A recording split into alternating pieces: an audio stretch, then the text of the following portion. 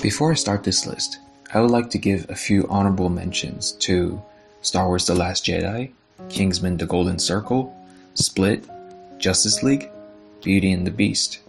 Coming at number 10, I have John Wick 2. This movie is one of the year's best sequels. It has incredible action sequences and has great stunts. Keanu Reeves is one of Hollywood's finest action stars. He's on a line with action stars such as Tom Cruise. In the film, there are no jump cuts or shaky cam. Most of the action is just widescreen and you can see Keanu Reeves actually doing his own stunts. This film also has incredible cinematography and style, and that use of color and lighting really adds to the dark atmosphere in John Wick's world. That being said, this is a very generic action flick that was carried by the incredible action by the stunt team and, of course, Keanu Reeves. Coming at number 9, we have Wonder Woman. Going into this film, I was pretty nervous. I didn't want Chris Pine's character to be treated as the cliché love interest that we have always come to see in a superhero movie. What took me by surprise was that the best part of Wonder Woman was the chemistry between Steve Trevor and Diana Prince. They each brought different things in each other, and Steve Trevor never feels like that typical character that our protagonists always have to rescue once in a while. They work with each other so well, and the humor never feels forced for the sake of comedy. It's rare to see a relationship done right in a superhero film. Characters such as Pepper Potts from the Iron Man movies or Natalie Portman's Jane Foster from the Thor films. My biggest issue in Wonder Woman is pretty much the same as all other Marvel movies, is that the villains are poorly underdeveloped, and every time they're on screen, I was just never invested. Especially Dr. Poison. I thought the actress playing her was freaking terrible, and her chemistry with Ludendorff was just really bad. And that unnecessary plot twist with Ludendorff, is not Ares. It just didn't really add anything to the film. And when Ares came out, my initial reaction was like, really? Another BBS Doomsday final act? My second issue might actually anger some fans, but as I said, I like this movie, and I will point out some of its flaws because no movie is perfect.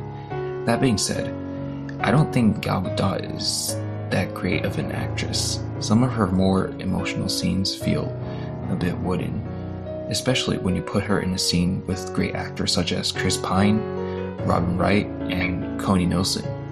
But other than that, I still really liked her portrayal as Wonder Woman because she's charismatic, full of joy and hope. And as an action star, she delivers. However, what stopped me hating from the final act was that dialogue that Steve Trevor and Diana had about humanity. When they are on screen, that's where the film works. And when Steve Trevor flies up to the sky and blow up the bombs, I thought it was emotionally powerful, and I almost teared up. Gratefully, what Wonder Woman does right outweighs some of the more cheesier moments of the film. Coming at number 8, we have Guardians of the Galaxy Volume 2. This was a great sequel. Not better than the first, but almost as good.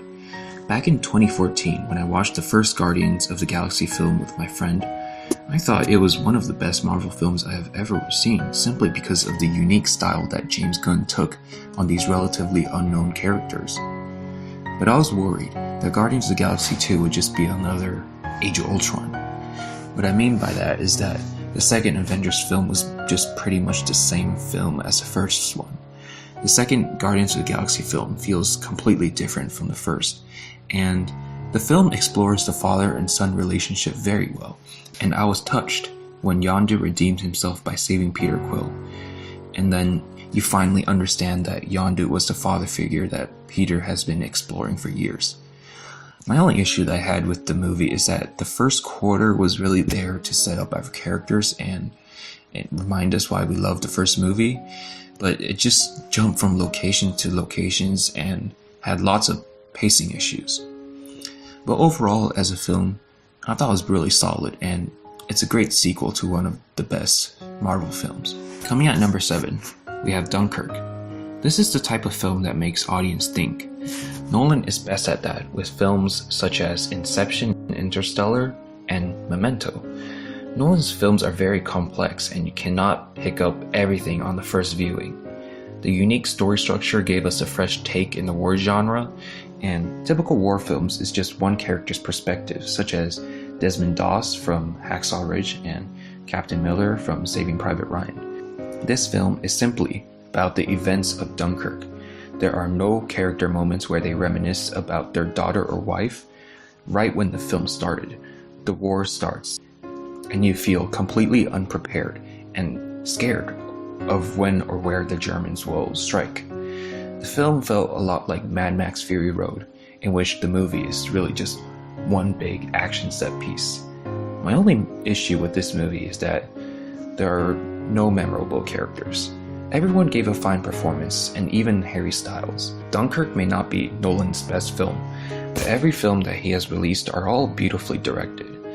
Through an amazing filmography, I think Christopher Nolan deserves his Best Director Oscar nomination because he is truly the next Spielberg or Scorsese in our generation. Coming at number 6, we have Blade Runner 2049. This was the rare sequel that lived up to its predecessor and finds innovative ways to build upon it. When I watched the first Blade Runner movie, I was surprised by how this was more of a sci-fi psychological thriller and less of a sci-fi action film. These films are thought-provoking. In Blade Runner 2049, the acting, the cinematography, the sound effects, the score, the script, the story, the visual effects are just top-notch. My only issue with this film is that it feels way too long, and just like the first one, it's very slow-paced and can get boring at times. However, this is one of the most beautiful films I've ever seen, and Roger Deakins, give this man his Oscar already. Coming at number 5, we have Get Out. This was one of the biggest surprises I've had in a movie. Before I watched the film, I had no interest in this film, and I never watched a single trailer or TV spot. And I did the right thing, because this was a very unique and different film. I didn't know what to expect from this film, but I was very surprised by how deep this film is and its exploration of racial stereotypes. It doesn't do it in a cliche way. Instead, they treat black people as human with superior physical strength.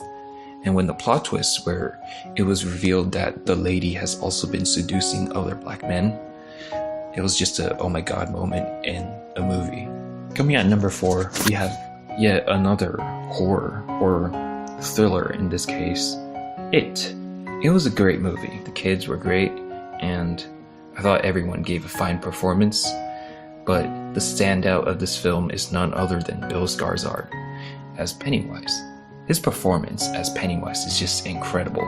I couldn't tell that this alien-like psychotic clown is just this handsome dude in real life.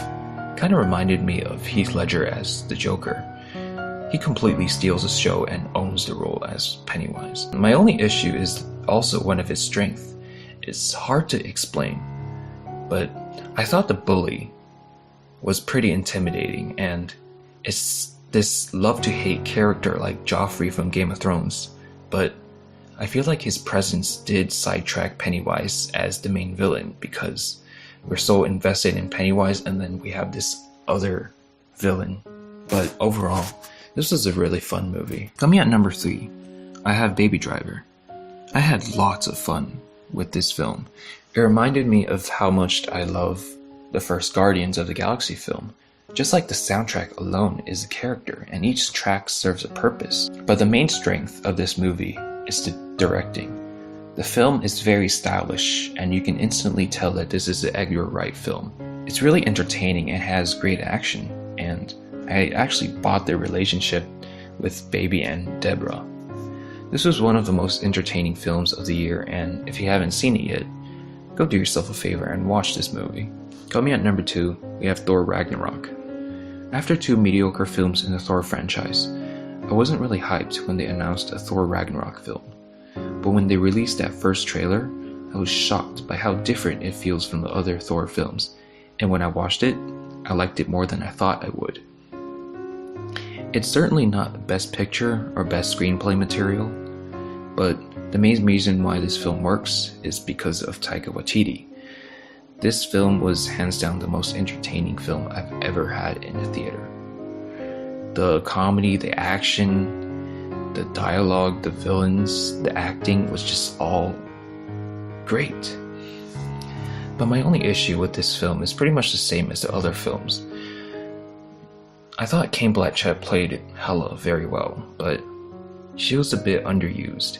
She appeared in the first quarter and sort of came back for the final act, and through the middle you just sort of forget about her character. But that being said, when they played that immigrant song in the opening scene and the final act, it was gorgeous. This is everything I wanted from a comic book movie. Good action, good directing, great characters. It's just a very fun movie that people can enjoy. Well, this is it. Here at number 1, I have Logan. You saw this coming when it's nowhere to be found in my list. What a great conclusion to a great character. It's been 17 years since the first X-Men movie. We have great films and bad films, but this film is the best out of all the X-Men franchise. This film is good because James Mangold understood that to make a great Wolverine film, the film needs to feel relatable and not just action and spectacle. X-Men Apocalypse. What I mean by that is focus on your characters. The action, the spectacle, that doesn't matter. We don't need exploding cities or CGI laser beams. We are here to see Logan and how his story plays out. Hugh Jackman and Patrick Stewart gave their career-defining performances, and James Mangold his career-defining movie, and Daphne King as a welcome addition to the X-Men franchise. This film is often compared to the Dark Knight trilogy because of its grounded and realistic story.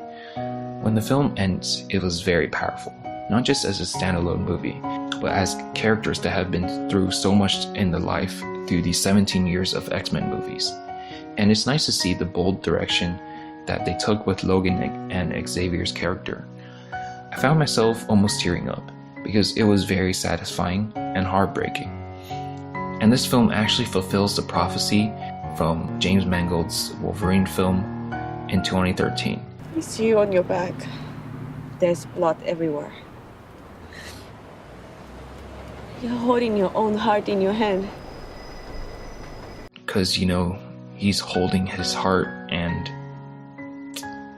this film is really good. When Laura pulled up that cross and turns it over to make an X, what a great way to end a character. Because this is Hugh's last movie as this character, I wanted to make sure not that it's his last movie, but that it's his best movie. You certainly did make the best Wolverine film, James Mangold. You're a frickin' genius. I believe that James Mangold delivered one of the best superhero movies of all time, just a bit below The Dark Knight.